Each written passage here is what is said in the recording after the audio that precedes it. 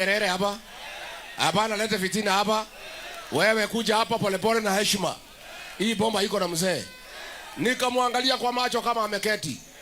Nikamwambia Kasongo. Kwanza akachukua maji akakunywa. Zidio. Simuliona? Huyu Kasongo nilimsomea.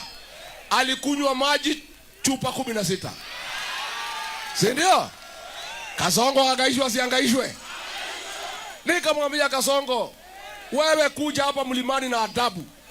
Hapana lete kierere hapa. Na hapana kuja kudanganya sisi. Kijana yangu senator anaitwa Medho, mnamjua?